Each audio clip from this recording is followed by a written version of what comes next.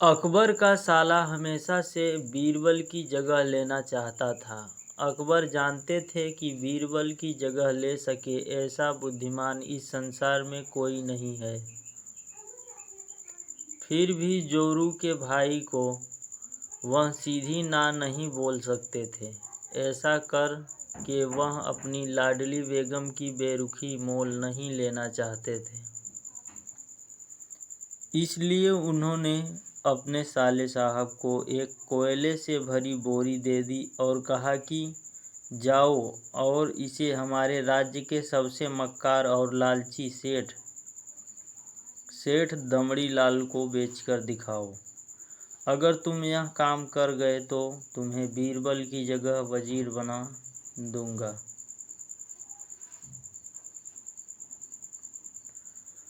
अकबर की इस अजीब शर्त को सुनकर साला अचंभे में पड़ गया। वह कोयले की बोरी लेकर चला तो गया, पर उसे पता था कि वह सेठ किसी भी बातों में नहीं आने वाला।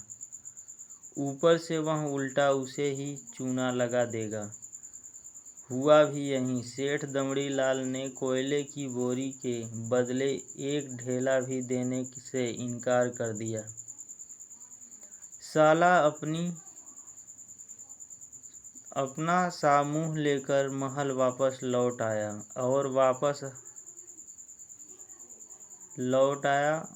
और अपनी हार स्वीकार कर ली। अब अकबर ने वही काम बीरबल को करने को कहा। बीरबल कुछ सोचे और फिर बोले कि सेठ दमड़ी लाल जैसे मक्कार और लालची सेठ को यह कोयला की बोरी क्या मैं सिर्फ कोयले का एक टुकड़ा ही 10,000 रुपये में बेच आऊँगा। यह बोलकर वह तुरंत वहाँ से रवाना हो गए।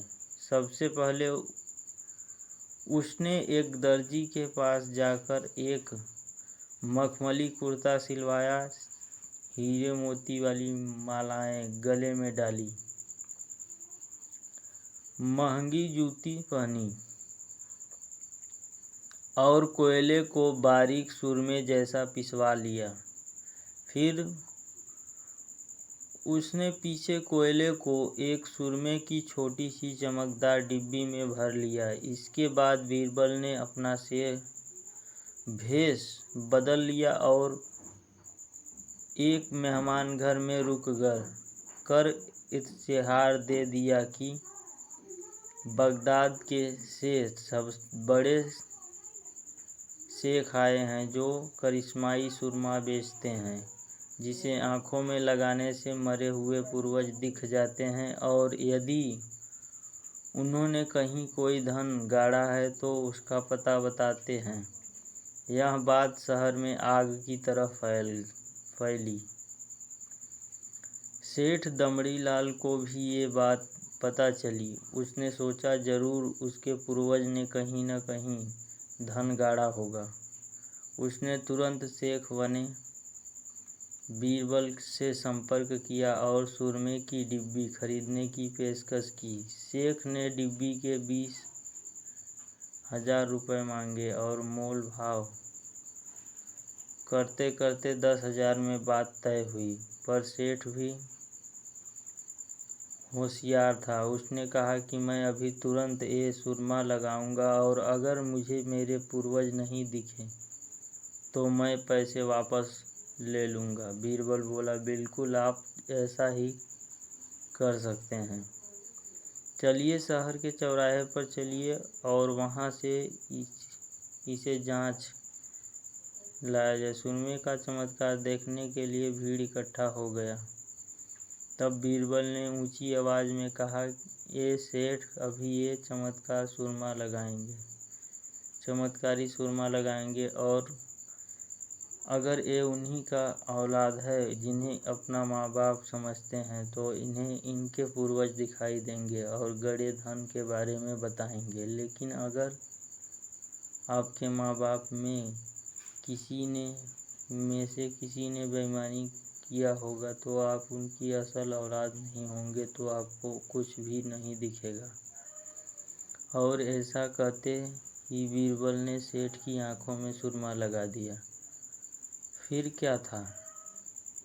सिर खुजाते हुए सेठ ने आंखें खोली। अब दिखना तो कुछ था नहीं, पर सेठ करें तो भी क्या करें।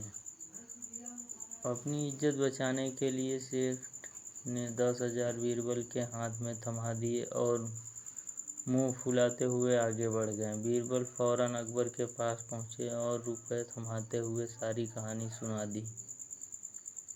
अकबर का साला बिना कुछ कहे अपने घर लौट गया और अकबर और बीरबल एक दूसरे को देखकर मंद मंद मुस्कुराने लगे। और इस किस्से के बाद फिर कभी अकबर के साले ने बीरबल का स्थान नहीं मांगा।